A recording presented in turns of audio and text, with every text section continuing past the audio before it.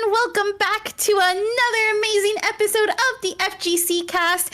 I am your co-host of this lovely cast, Saki Sakura, and I am just someone who hates Potemkin. That's right, everybody. I'm here to speak about and go on my speakeasy and essentially tell you why we should be nerfing Potemkin from now on. So, Sharpie, have you seen the trauma that I've gone through Potemkin? By the way, everyone, please introduce Sharpie here, the main host as well. Honestly, no, that was an amazing intro, and I'm sad that I flubbed it, but I'm happy that I did because I gave you the opportunity to talk about your true hatred for Potemkin and my true love for Anji, I believe, the fan's character. Absolutely amazing. Really? Yeah. For once you don't hate my main? Well, as long as you hate Potemkin, I love Anji. Is that fair? That's fair. Okay, cool. That's fair. That's cool. So, absolutely fair. Everybody, let's just go ahead and address the elephant inside of the room. This is our first episode in almost 2 months now. We haven't uploaded an episode, you guys, and we're really sorry. It's not that we didn't record them. We did record some episodes. I am definitely the person to blame for not having episodes, for the record. Saki had nothing to do with that. Saki was here. She was recording with me. We recorded a bunch of now never to be uploaded episodes, but she did her part. Okay? She did her part. I just didn't upload them. But let me just ask real quick. Saki, what have you been up to in the last now 2 months since we've last spoken on this podcast?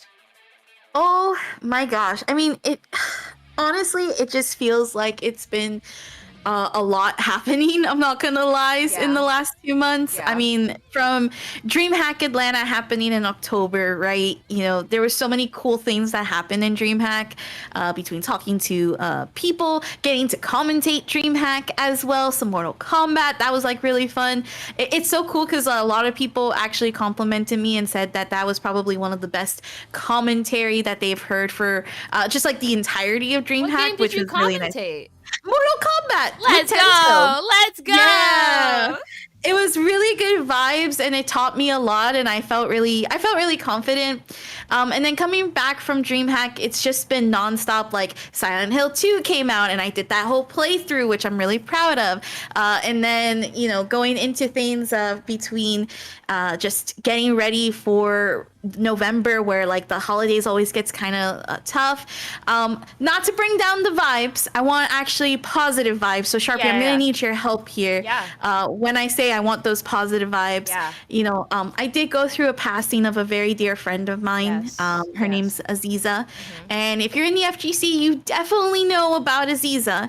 And it was definitely a really big tough time. So I'm actually kind of glad that we got that 2-month break, and able to just celebrate who she was, and just the amount, like, listen, Saki's been through a lot. Saki's got experience, but I do want to just give that definitely celebratory acknowledgement that Aziza helped refine the Saki that you know today. Like fine wine, as I would like to say, with some cheese.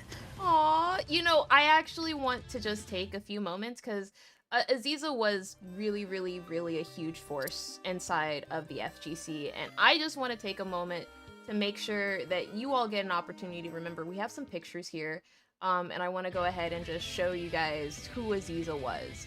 You know, most of these pictures are actually from Romanova Rose's Blue Sky, so thank you so much, Romanova Rose, for providing all these amazing pictures for us. This very first picture is actually from an event they went to, I believe, earlier this year. And we're just going to go ahead, slide that right over here in the middle. This is Aziza and Romanova Rose grabbing some food.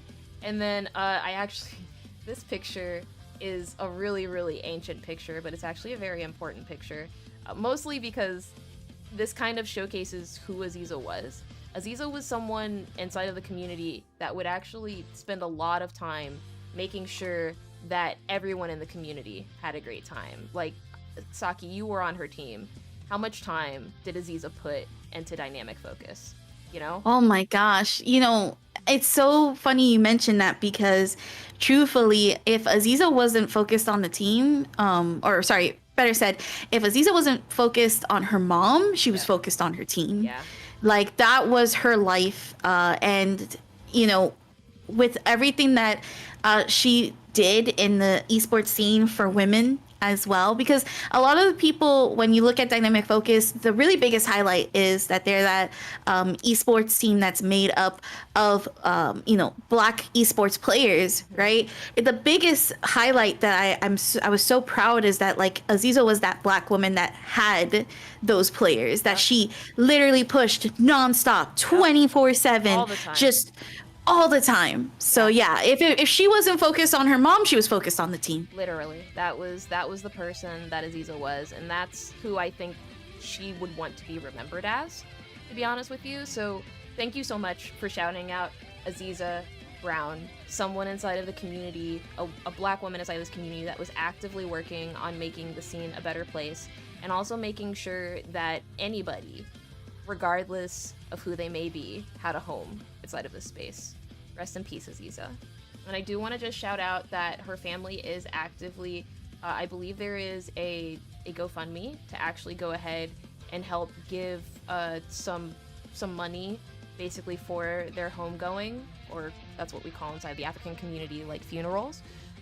We will post a link inside of the description, so if you happen to have known Aziza or have been close to someone on Dynamic Focus and you'd like to go ahead and help the family be able to make sure that they have a fantastic homegoing ceremony, that's always appreciated. Just check out for the link inside of the bio.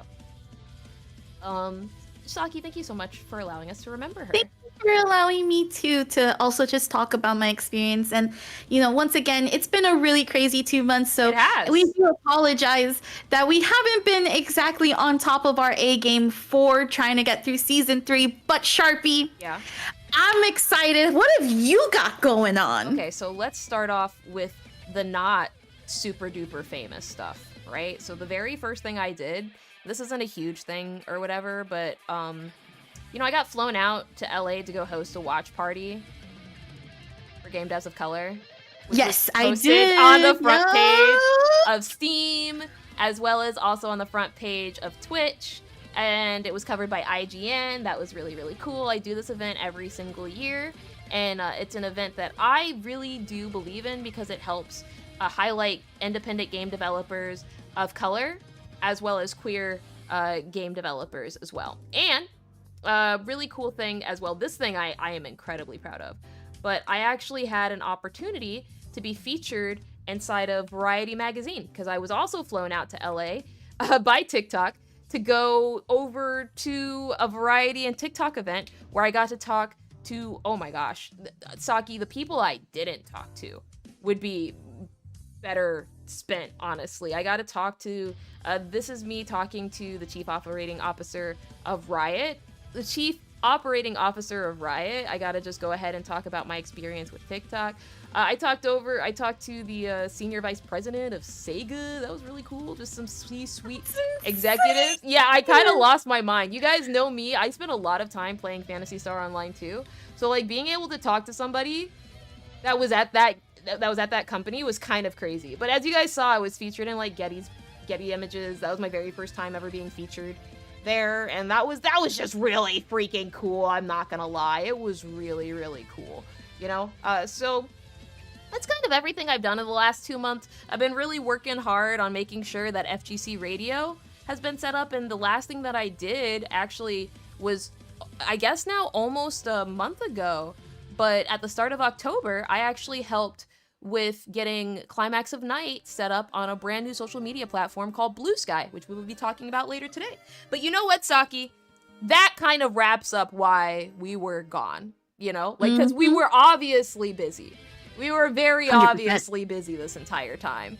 That's not to take away from any of the news that came out this past year, because we've had a lot of news. We've had a lot of news even just in the last week, honestly. I would say we had a ridiculous amount of news personally, but that's not necessarily for me to say. That's for me to actually show. And let's go ahead and start off with some of the more topical news inside of here. All right, why don't we go ahead and start off the conversation with a little known event that I like to talk about very frequently. I mean, this is a pretty well known event inside the fighting game community. You know, this event is actually called Evolution Championship Tournament Series. All right, now, if you're not familiar with Evo, which I don't know why you'd be listening to our podcast if you haven't been, Evo is the largest offline fighting game tournament in the world. It hosts a very big international audience. This year, they actually announced that Evo was going to be going international, and what happened earlier last month, or actually, I think it was earlier last month, we actually got an announcement show from one of the locations that Evo said it was going to be expanding from, which was Evo France. It was hosted by Damascus, and they announced quite a few games for the roster. I believe there was a lot of hemming and hawing about the games that were chosen in general for it, but they did come out with a very good, like, I felt a very good representation of the games that are actually going to be played there, right? So if just give me 1 second, I'm taking a look at the games right now, and what this is me vamping. But like, let me ask this question, Saki. Did you watch the announcement show at all? So, you know, that's actually one of my things about Evo France that personally, so the answer to that question is no. I did not watch the announcement Yeah, show. honestly, me either, to be real with you. Like, now, I feel, and I want to make it very clear to everyone, this is my opinion. So this is me. Saki represents her own opinion. Yeah, okay? Yeah. I felt like, as cool as the show idea was, truthfully, it should have been more catered to the EU scene more than like hey US, hey North America, we have this show to introduce about Evo France.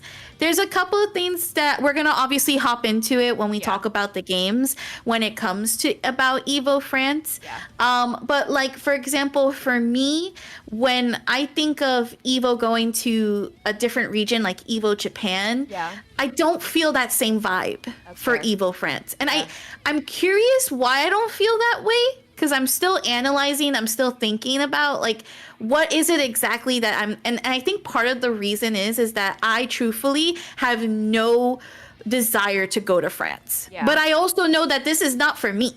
I get that. That's the biggest thing. So let's go ahead and get into the games that were actually shown there instead of showcasing this Greatest Showman ad that happened to be coming up at that exact moment, all right? So the games that were selected for Evo France was Street Fighter 6, Tekken 8, Guilty Gear Strive, no surprise there. Then we had Dragon Ball FighterZ, Grand Blue Fantasy vs. Rising, and Fatal Fury, City of the Wolves. Stop right there. Yeah. 2 of those games were interesting to me. The first one was Dragon Ball because technically speaking, they're first and foremost, the scene's already in a really weird place since the last patch. Yeah, but hear me. A lot of people. Hear me out here, right? I just want to say this. Dragon Ball FighterZ is the only one I'm not surprised at, specifically because they have Damascus hosting it, and that's his game. Got you. Because like, if they don't have Dragon Ball FighterZ, I love Damascus. I think he's a great person. I think he's very well spoken. I think he's an amazing host. And the only reason I didn't watch the award show is because I was actively working on socials for Climax of Night that entire time. So like, I didn't have time to be watching an award show. I was working, you know? Right. But I will say, similar to you, I wasn't necessarily interested in the format of the show for France. That's just me, right? But I'm happy that Damascus is getting an opportunity to host this because I know he's been like really, really working hard to get this contract, which is awesome. I just think that similar to you, there were some other games that could better represent the EU scene. And now I'll allow you to finish. So with the Dragon Ball, I appreciate you, by the way, giving me that extra info. I wouldn't say that, like, I think the wrong word is surprised. I think it's more of like, oh, oh, really? Okay, cool. I didn't think that they were gonna get in because of just the community sentiments. But I also do know EU's really, really hardcore Yeah. for Dragon Ball. Yeah. I mean, there's that whole like France acoustics at Combo Breaker that Yeah. keeps going around like almost every year. Yeah. The other one that I found really interesting was Garo, City of Wolves, and the reason why Is that game is even out because yet? it's not out yet. Oh, It's classic actually Evo supposed to be. fashion. Yeah, so it's supposed to be slated out for early 2025. And I think that there's a release date somewhere, if I'm not mistaken. But regardless, it's just like we saw what happened with King of Fighters. And I know Yeah. a lot of people are being really hopeful and optimistic for Garo. Yeah. But at the same time, it's like, oh, sorry, Fatal Fury. Yeah. My apologies. Yeah. No, No, I it's knew one what of you those meant. things. Yeah. Thank you. I did this on Blue Sky when I posted about it too. It's so funny that it actually happened in real time. But I feel like that's a game that, you know, SNK is obviously trying to push. But SNK has a million and one problems when it comes to trying to push that franchise or that like the KOF franchise as much as possible. It almost feels like, yeah, we kind of had to slate that in there. Yeah. Versus like this is an actual game that like this region really wants to pump out. Yeah. I'm happy about Grand Blue and I'm happy about Guilty Gear. Why am I happy about Grand Blue? This is actually one of those things, and we've talked about this before when we covered Grand Blue on here.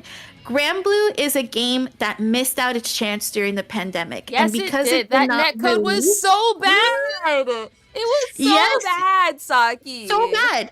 And the year that it was supposed to be the titular game of Evo, Yeah. it could not be because of the pandemic, because Evo got canceled, and Well, then Evo was To be completely honest changed with from you, there. even if Evo hadn't been canceled, they couldn't showcase that game. That netcode was boo-boo. And that Horrible. says something because they actually did have an online tournament for, what game was it? Dragon Ball Fighters that same year at Yes. Evo. Like, and Yes, that they did. netcode is, ooh.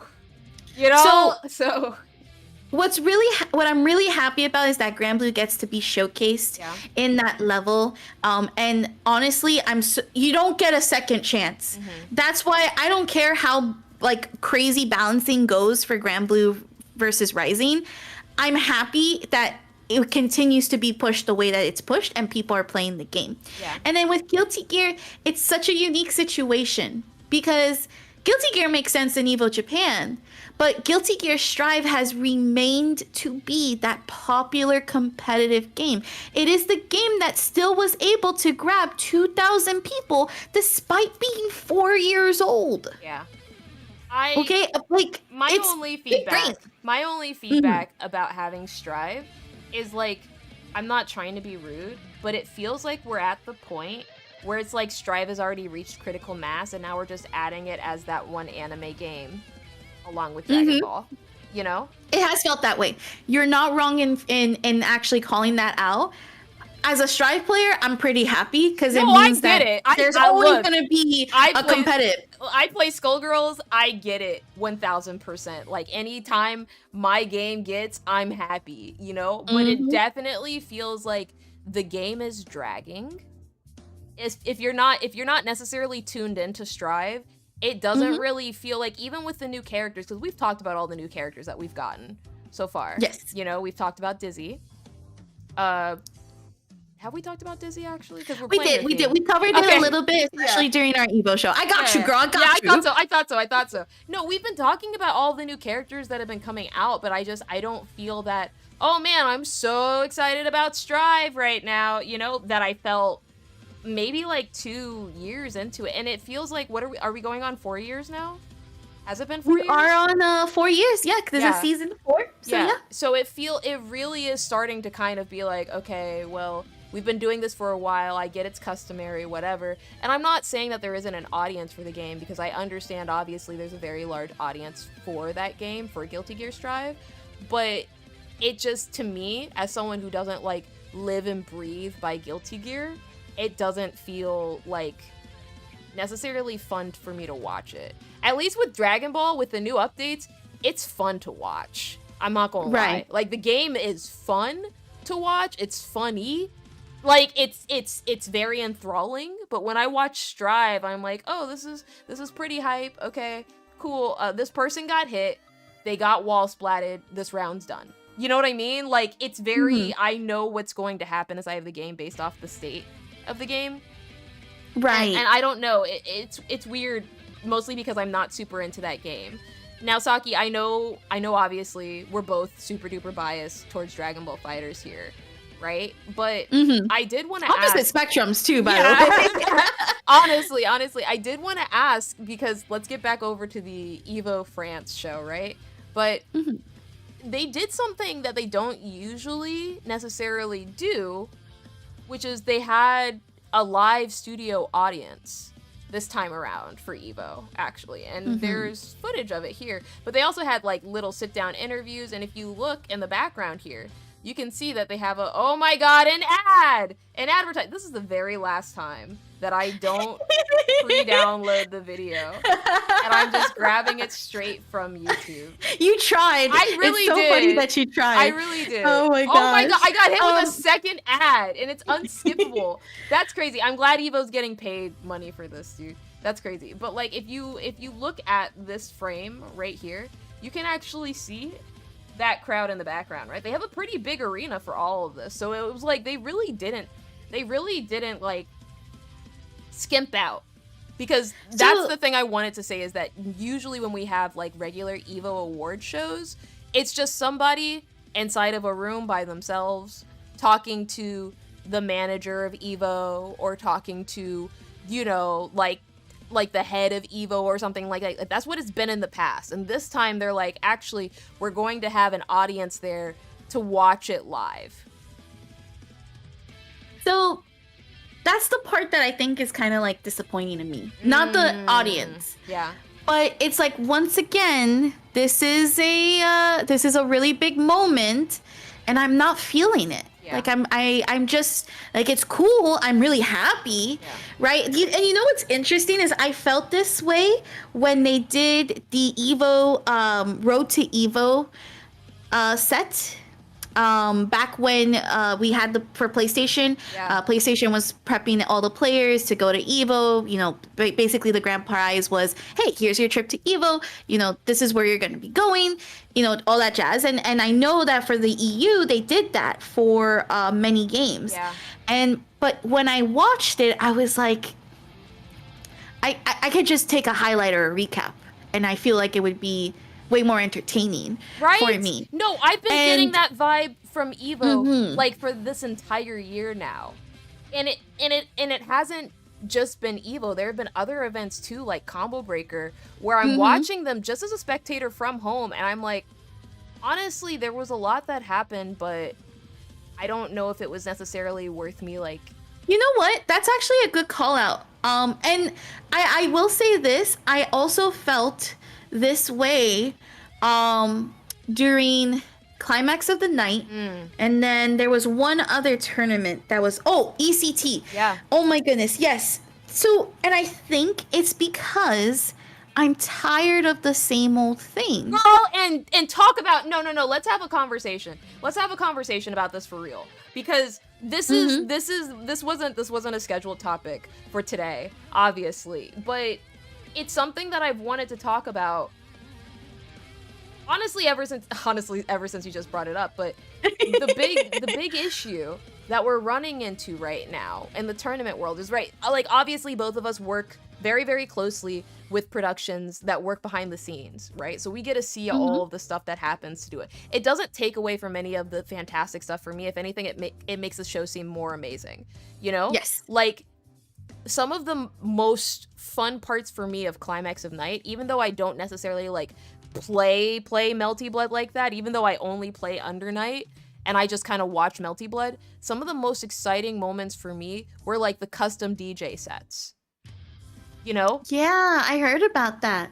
And the issue that I have with some other tournaments like Evo or like Combo Breaker or like ECT is that, well, ECT, I feel like they have really good custom advertising, You know, Yes, they have like they those do. very, very funny, snarky videos that they have all of their hosts do, which I feel like pulls me in. And Climax did very similarly, right? Where they had all these like little bumpers that had really custom music and stuff like that. Combo Breaker has advertisements that they get like custom music made for it and stuff too. Evo does as well, but Evo France felt like just another announcement show with nothing on top. And it felt a little disappointing to me because it felt like a lesser version of like the Evo brand. It felt like it was kind of like, it's kind of like when you order a burger and then they're like, actually, we only have turkey burgers left, so you can't have beef. Now, I have a question for you. Yeah. Because remember, this is a new region, this is a new thing, it's coming. When we look at Evo Japan, is that a different experience for you? See, that's what's so interesting about it, is I don't get the same feeling I got watching Evo France as I do watching Evo Japan. Evo Japan is fun for me. I love watching Japanese events. Because Evo Japan, every single second that something's happening on the English cast stream, at least, they go back over the commentators and they're doing some type of new integrated something. Right? This past year, they had Jadelyn and Renge and Telebrett, right? And they would do these little, they weren't necessarily skits, but they would just talk about their experiences with these players and give me more backstory about those players. Inside of Evo France, it felt like I was just getting interviews about why this game got in. More about the game that I already know about because it's not a brand new game. The only game that I didn't know that much about that was on that roster was Fatal Fury.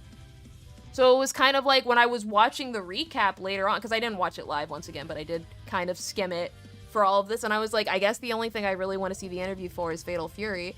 And I will want to give kudos because it's like there are parts where Damascus is only answering and asking questions in France, and I'm like, it didn't feel like it was for me. Right? Which it's not. It's not for me. I'm not the target demographic for for a fighting game tournament in France. I would like to say the same thing as well. Like, I am not that target demographic to basically spend the money to go to France, compete in France. You know, and I think that's another thing too, that is like, okay, you know, it's not our target demographic. How can I support, or how can I be part of the conversation that's more impactful than just like, oh, well, my game's not in there, I'm not gonna take the time to actually look at it. No, 100%.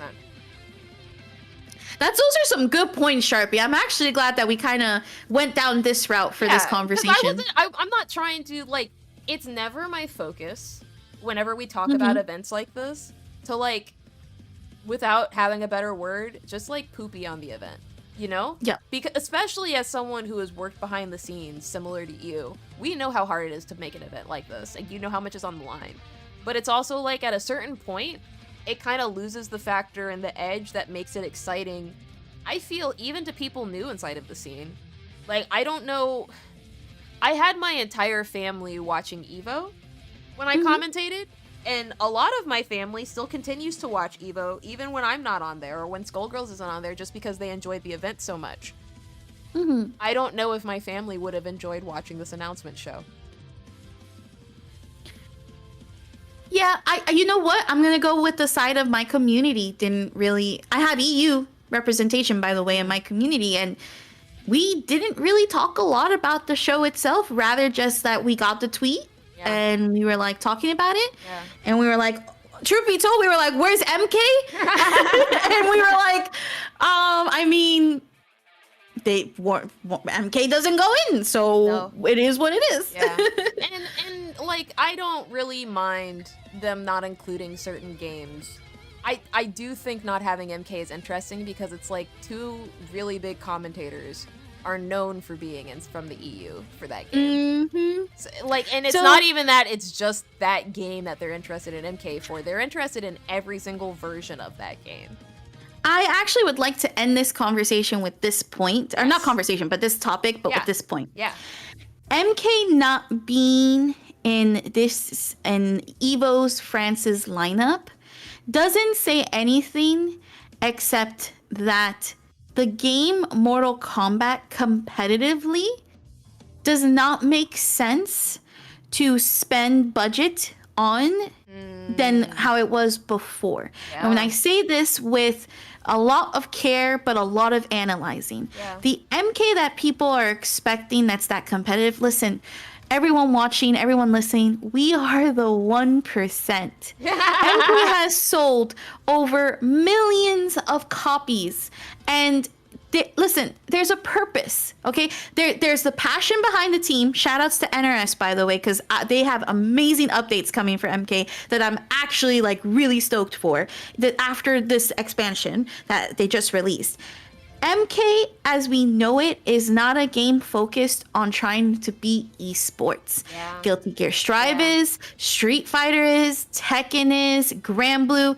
All of those games that you're seeing constantly be brought up and constantly talked about in the FGC, that is what those games are catering to.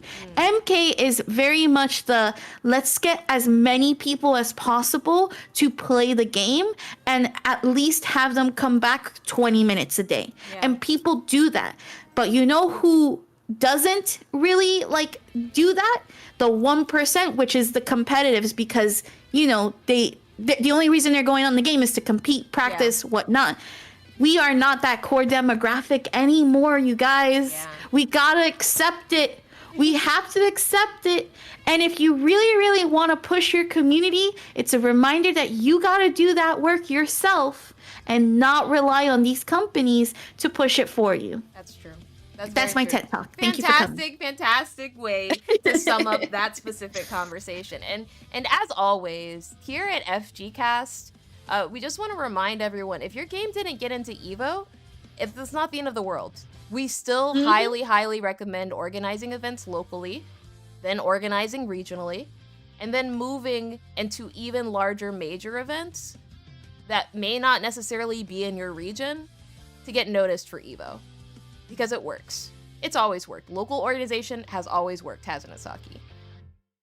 Absolutely.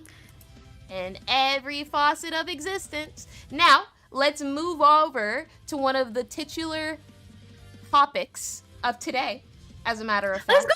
Yeah, you know what it is. I'm so excited. I'm like out of my seat for it too, girl. Oh, girl, I got some arcane news right now. 2XKO has announced that Jinx will be playable inside of the very next, possibly public, 2XKO test. As a matter of fact, they showed off some really cool gameplay footage here. We got a little teaser, a little taste, if you will, a little nibble. And this comes alongside the release of Arcane Season 2, which, let me just start here with this question. Saki, have you watched Arcane Season 2 yet? Yes, but you're gonna be mad at how I've watched this. Oh god. I've watched the majority of Arcane, both season 1 and season 2, through fan cams and on TikTok. We're gonna fix that later today. Don't worry, listeners. I'll talk to her. It's okay. It's a Netflix subscription. It's really not that serious. Listen, Sharpie, I don't watch TV. I play video games. It's not okay? TV. It's streaming. I will Dead by Daylight on my breaks. I don't watch TV. I have a television that I never turned on. So you ain't calling me right now over Discord on your phone? You ain't calling me? Maybe. Oh, maybe not. Okay. Okay. Yeah, no, new media, this is really an argument we're gonna have, Saki? That's crazy.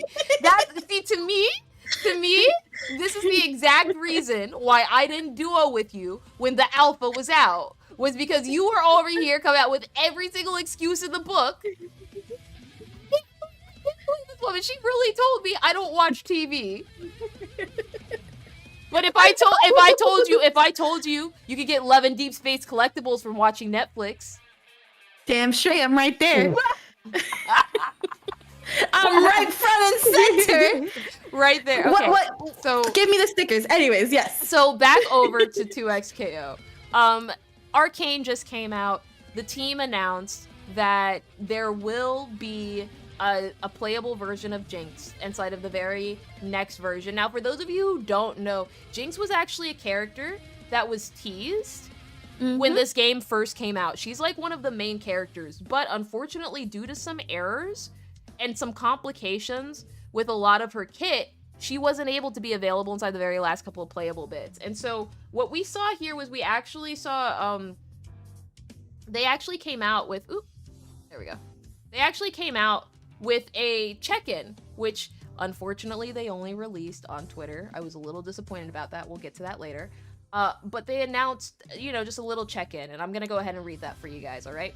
This was posted by the lead of gameplay, like their gameplay lead, Unconkable, Sean, and I'll just go ahead and read it. This is the 2XKO November 2024 check-in.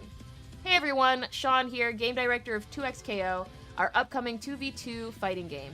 Since it's been a minute since Alpha Lab and our Jinx sneak peek just dropped hot off the heel of Arcane's latest season, we figured it was time for a check-in to let you know what we've been up to. And they go over Alpha Lab highlights, basically saying, hey, here are some tournaments that we saw that we were really excited about, in Brazil, and France, Japan, and Mexico, and the US. Whether we're thankful to everybody who joined for the lab, or even apparently people picketed in front of Riot HQ, FlyQuest, Fly Fighters actually got some pictures of that, which was really funny. And then they go ahead and they talk about what they learned from Alpha Lab, and they're like, hey, we got a chance to see what players like and what they didn't like. It really is going to help us refine the game. So here's what we're changing. We're creating more opportunities for team play. We're decreasing downtime, and we're improving controls. And we're just trying to really make some more team moments that give that game that special sauce. So when you hit a really nice combo or when you have a really powerful moment with somebody else that you're playing with, you're rewarded for it, you know? And then they end it by basically saying, hey, by the way, you can actually go ahead and play the game next in spring of 2025. That's why I'm like, yeah, the game's gonna be playable again. And they even say that if you were actually inside of the Alpha Lab before, you will automatically be signed up for additional playtests. So you don't have to sign up again. You know, much love, Sean Rivera, Riot Games. And I have to ask here, Saki, because this is just a me thing. I was disappointed that this was only posted on X and not on their official website or anything like that. That disappointed me immensely. Did you feel similarly? I think so as well. And the reason why I don't think it's a them thing is I think the same thing happens for their other IPs. Yeah. And one other thing too that I do think is the reason, if you go into, I'm pretty sure like League of Legends or maybe Valorant, I feel like it's more Valorant.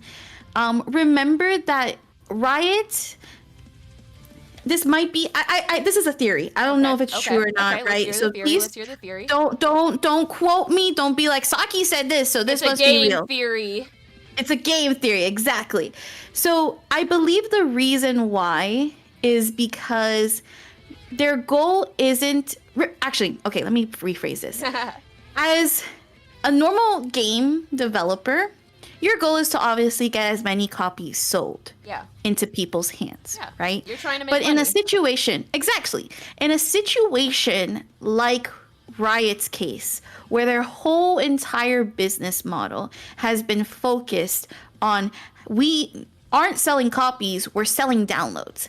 How many of our games are downloaded on your computer and stay on your computer? Yeah. Right? So my theory and my idea that when I see things like this is they're not trying to really focus on a record of their patches, of their announcements. You know, they want that to live on their socials because that's where you're going to find out about everything and anything that's new with what's going on. And if there's any content that they spend on, it's more valuable because there's so many eyes on it. Yeah. What they're really trying to push for here is that when you look up 2XKO, you're going straight to download that game. Yeah. And if you have too much to explore, you stray away from that download button. A perfect example, Arcane. Arcane, you go in and you're like, okay, I watched Arcane. This is my first time being introduced. You can play as this character? That's insane. Let me go ahead and look up League of Legends. And then when you look up Jinx on the League of Legends website, you're like, oh wow, this is so cool. And then you immediately get hit with like, download League of Legends today. You're not seeing what's the concept art behind Jinx. All of that gets revealed through the socials. And so I think that that's the reason why. Do I agree with it? Obviously not, because what's leading into this kind of like production is instead of creating a specific or dedicated like forum or blog, you're using a platform that truthfully nobody's really happy with. But currently that's where people are. And again, we'll talk more about it when we touch on Blue Sky. We definitely right? will. But I get it. You're basically saying that they're doing all of this in order to like help gauge an interest and engagement for their outside of just their downloads for the actual game.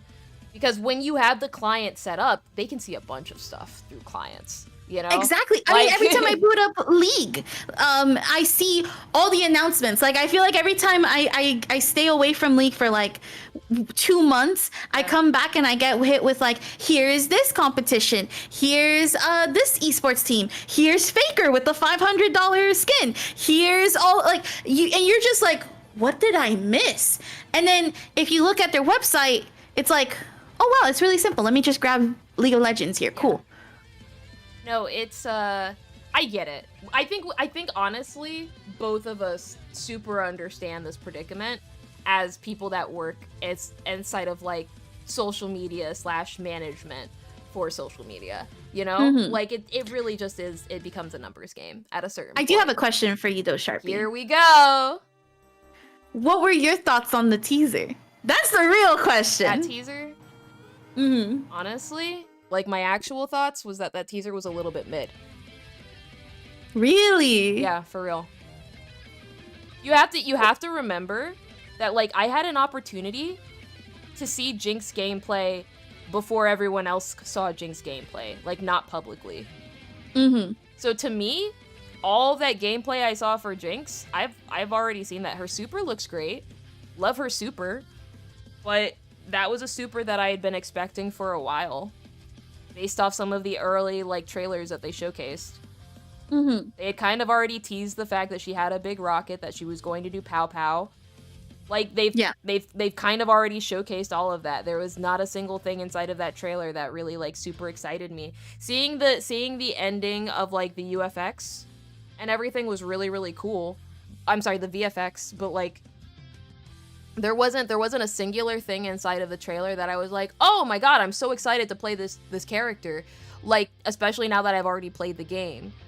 To be honest with you, like that's the saddest thing about it is I am still very, very excited for the game, but that trailer, I like the Alawi trailer and the Braum trailer more than I like the Jinx trailer, because especially after Arcane, almost every single thing inside of the trailer I expected. It didn't feel like a reveal. It didn't feel like a hype moment. It didn't feel like, oh my god, this is a brand new character, completely unexpected. It felt like, hey, we're bringing back a character that you guys knew was gonna be here. She'll be available in the very next playtest because now she's done. It was like good news. Like I was excited for the news. But to be honest with you, the more exciting thing for me was reading the write-up saying, hey, here's what we took from the playtest. Here's when the next playtest will probably be expecting it. That was more exciting to me than the entirety of the trailer. I don't want to see trailers with next to no gameplay for characters that I can't play inside of that game right now. Especially if it's not a new reveal. Like I don't want to see it, to be honest with you. I would prefer to see it after we already have a date that's set up and ready, and I feel comfortable saying that because that's been the entire Project L / 2XKO rollout so far. They have only been coming out with stuff when they have a new date to announce. It's interesting you say that because I agree about the showcase of her. Okay. I did expect to get a full trailer, Yeah. and not a teaser. That's like what I'm. that. That's what Even I'm saying. Is like they though- didn't give us every single time they've dropped out a teaser, which has like next to no gameplay. Even when they did it with Braun, they immediately follow up with like, "Hey, here's what we were thinking for that character." They didn't do that for Jinx, which tells me is like, hey, she's now working again, and she's at the place where she's stable enough that we can record gameplay footage and put it up here. Very limited gameplay footage, but we can release it because we know that this gameplay is what the end character is going to look like. We know what her super is going to look like. It felt like they were capitalizing off of Arcane more than they were showcasing new news. And that's fine, but like that's why I'm not super excited about it, is because it's like I already saw Arcane season 1. Arcane season 2 has been great. Absolutely love Jace being like next to Topless and in front of that forge. Just for the entirety of season 3 of Arcane, just put Jace inside of a t-shirt in front of the forge. That's all I want. Just him sitting there. Every single bit of dialogue happens inside of the forge with Jace with no top. That's the show. That's Arcane season 3. That's the show. Okay? That's the show. And then you tell me I'm wrong for I'm gonna the difference is I'm not thirsting over a mobile character. I'm thirsting over a man first of all, I'm thirsting over a virtual man that has been rendered into 3D, and people around the world, regardless of gender presentation or sexuality, are thirsting over this man. Okay? So I feel a lot more confident. I'm better than you. Okay. But I see how it is. You know what? There's a very real reason why I feel a lot more confident in saying what I just said about Jace. And that's because I have a big platform for that. In fact, I have 7,000 people following me on the platform. And you know what? 2XKO also has a platform now because they are actually on Blue Sky. As a matter of fact, if you go to 2xko.riotgames.com on Blue Sky, bsky.app, you too can follow the official 2xko application. And hey, guess what? That's not it. You can also follow the FGC Cast page there. Now, Saki, I gotta ask you, because we did have this conversation just a few moments ago, but why are we leaving Twitter behind? Oh my god. Well, the biggest elephant in the room is on November. Well, first and foremost, the way that blocking has changed is pretty scary. Yep. Because blocking now on Twitter means you can still see posts, you just can't reply to them. Yep. Now, there's a number of security concerns, especially for someone that, like us, for example, who are public figures, and we try to block people for our own safety sometimes, right? But the biggest one is that on November 15th, we are going to be unable to opt out of Twitter's basically ChatGPT called Grok. Now, currently, you can see that setting and you can obviously disable that setting. But past November 15th, you will no longer be able to do that. Now, you're probably wondering, well, it's just ChatGPT type of thing. Like, what does, like, that's not going to do anything. This is where I come in. This is where I come in. SHARPIE, the technology specialist. So what Saki's talking about is what's known as a large language model, otherwise known as an LLM. The way that it works is it actually goes ahead and it scrapes a whole bunch of data. Because the thing about AI is that it cannot create. What it does is regurgitates information. And very frequently it's known for hallucinating, right? Hallucinating is basically when it gives you incorrect data based off of a large amount of data and just assumptions, things that sound correct but aren't. So like if I asked AI a question being like, hey AI, how many feet are inside of this specific mile, right? It would say, or I asked it, hey AI, how many feet are inside of the Green Mile? The Green Mile is a very well-known movie. It would give me a response of like, there are 742 feet inside of the Green Mile. In addition, you can convert that into yards by so and so. There's no amount of feet inside of that yard. It's just giving me an answer that sounds correct based off of what I said, right? That's how AI works. In addition to also using a bunch of resources, like just natural resources, it requires a lot of resources to run a language model at that scale. And then you also have the added bonus of, not to get political, but the very next political candidate to be entering the office has already stated that Elon Musk will be appointed inside of a certain department there that they're creating. Mm-hmm. The biggest fear for most individuals, including myself, is that that large language model will then be used to basically start a worrying cascade of events happening based off of direct messages that you've sent to people, replies that you sent to people. And there have been concerns about the very next administration also stating things about, like, creating vendettas against people that have possibly said something negative about that administration in the past. And that's incredibly concerning. Now, I want to also state, as the tech figure inside of the room, deleting your tweets does not mean that they're removed completely from Twitter's database. The reason why I have recommended mass deleting tweets is specifically because by the act of deleting a tweet, you're basically saying in good faith, I do not consent to my data being given to X, Y, and Z, and I implemented the delete at this date so that it would not specifically be used any longer for this information, right? That's an action that you can take. What that does is that doesn't necessarily stop that information from being used. It can still be used. Honestly, we're recording this podcast a day before the new terms and services that allows the large language model to be implemented starts, right? Because per our knowledge, the scraping could theoretically start at midnight, November 15th, 2024. But what it does do is it gives anyone a very solid legal case if their information appears inside of that language model. That's what that does. So, like, let's just say, which I have done, I have deleted all but 100 or 1,700 of my tweets on Twitter. I've deleted like over 40,000 of my tweets from Twitter.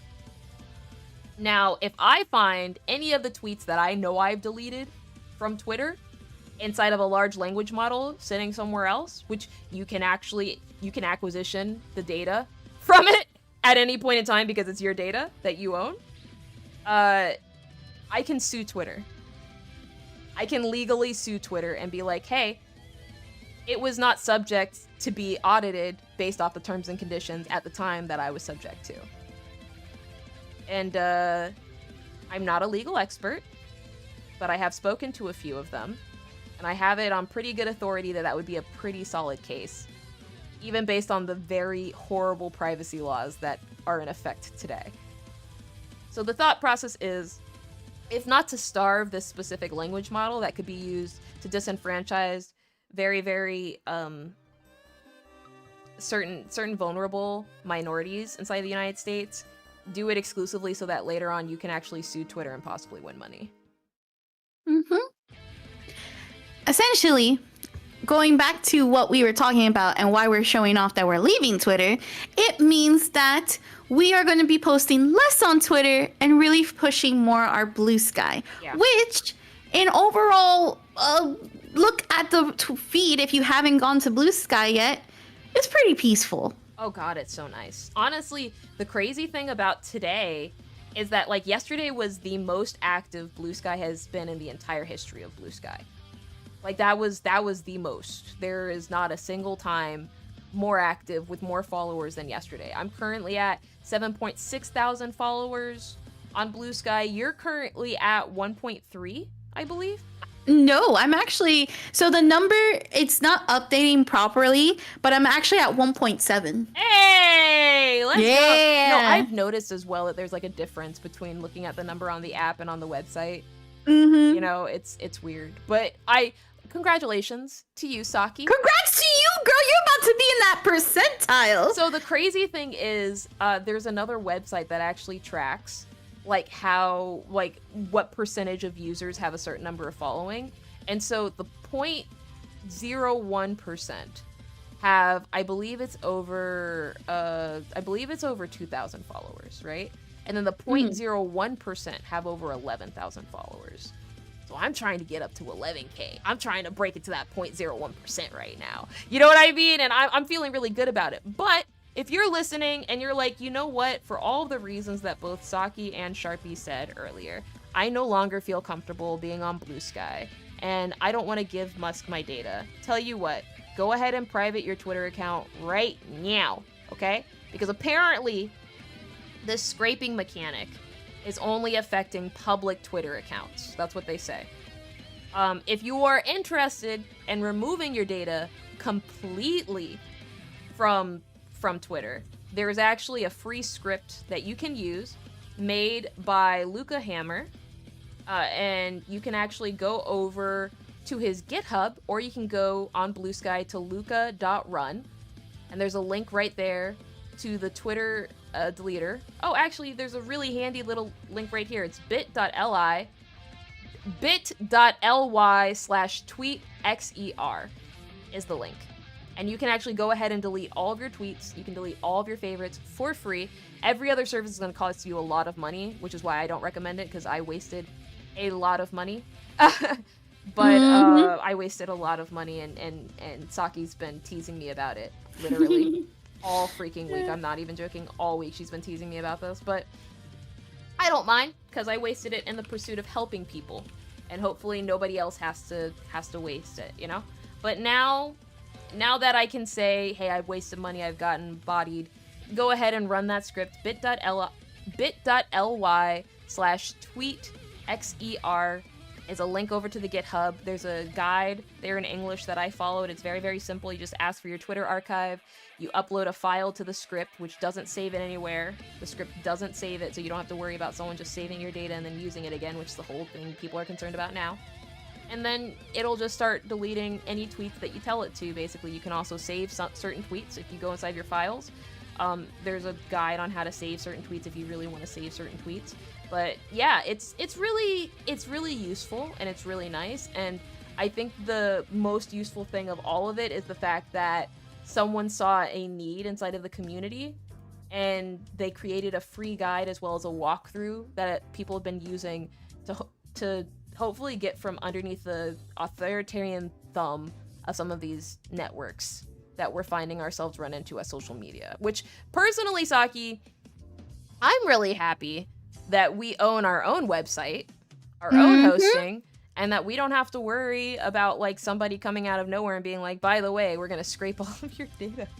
Like, because that's terrifying to me. It's very terrifying, and for someone, and I think we've had this conversation too. Yeah. I'm not as much of a techie or a geek like Sharpie in this. You know what? Not a geek. I take that back. Crazy. I take that back. I've I take that only back. You're still a geek once, though. okay? You're still a geek though.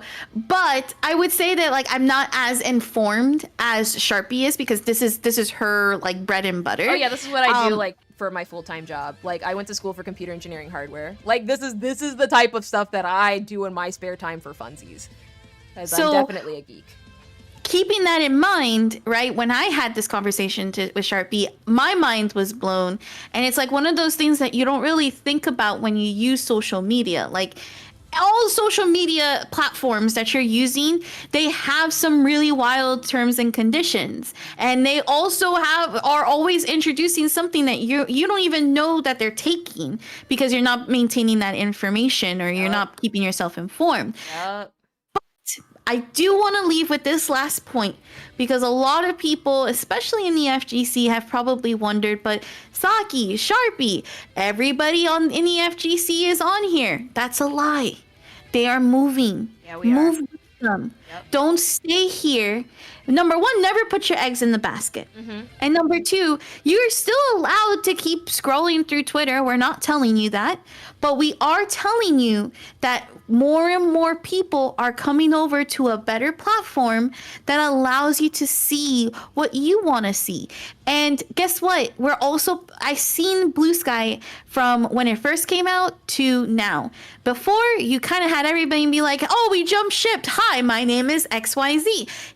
Here's all my likes so that I can find my moots. We're not doing that anymore over there. No, we're not. People are actually posting their content. We are posting our content. Sharpie is vlogging. I'm focused on gaming news and actually announcements about your favorite games. We have publishers already following us over on these platforms. I'm even followed by Arxis. That's a one of crazy the humble first- brag. That's a crazy humble brag, Saki. Go off.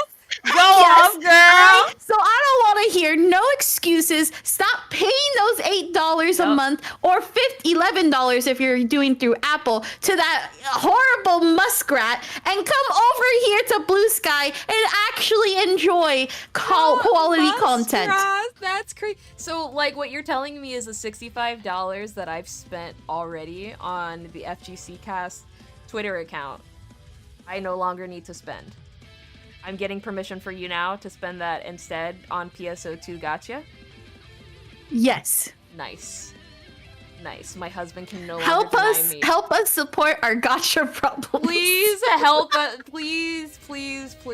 Help us save money so we could spend it on our husbandos like I did today on a gorgeous figure of Silas. And with that, dear viewer, we have now reached the end of FGC Cast. Thank you so much for listening, and I really appreciate it. You know, Saki, what a crazy good show yet again. And we did it live. I'm not surprised. Yeah, we did it live here. So I actually wanted to go ahead and say really quickly, because we don't usually do these live shows, we're going to start doing these live shows.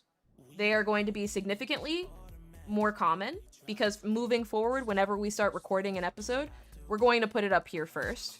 And it will only be available for the people that have their notifications turned on. There is not going to be a VOD. We're going to upload the edited version later on, you know, and release that on our website. But we are going to be also, like, this episode's going to go live on our website on Tuesday, and it's going to go live on our YouTube on Tuesday as well. But it will be streamed over to the radio station that we set up, which is called radio.fgcast.com. So I'm excited about that. Oh my god, you know what? I should have ended that entire Blue Sky rant by saying that we have a starter pack. We do. We have multiple starter packs. Yeah. Well, listen, there's still time. Yeah, Remember, guys, as we're closing out this show, be sure to make sure that when you follow us, check out our starter packs. Sharpie has FGC. I have Guilty Gear Strive and MK. There are more starter packs as well that are happening. So, like, just come over to Blue Sky already. I mean, how many times do I gotta tell you? Just come over to Blue Sky Muse. You shouldn't have to say it as many times as you did there, but I appreciate you doing it. I'm posting the links really quickly inside of the chat here so that people can go ahead and follow us, and it should take them directly over. If they just click the little starter pack button on our profiles, it should take them right over there. But I do want to thank both Sparrow7 as well as I Prefer Michael for coming through inside of chat. Why don't we take a moment to just address some of the questions that we have here. I see Sparrow just saying hi inside of chat. Hi, Sparrow. Hi. And I see I Prefer Michael actually chiming in on something that you said there, Saki, which was streaming and traditional TV are about the same. Thank you so much, Michael. I appreciate that. I appreciate you understanding and agreeing with me, because you're correct and I'm correct and Saki's wrong. Wow. But these are the type of viewers that I love. Honestly, Saki, I think we should do this more. I think at the end of every single stream, we should just kind of address the things inside of chat real quick. I think so. I agree. So make sure that when you tune in next time, tune in when we go live. Get those notifications up. Make sure you got YouTube notifications on, because now that we have the ability to actually stream whenever we want here, we may do that. We may actually do that, okay? But yeah, Hey everybody, until next time, we'll see you offline. Bye, Muse. Ain't it nice we don't feel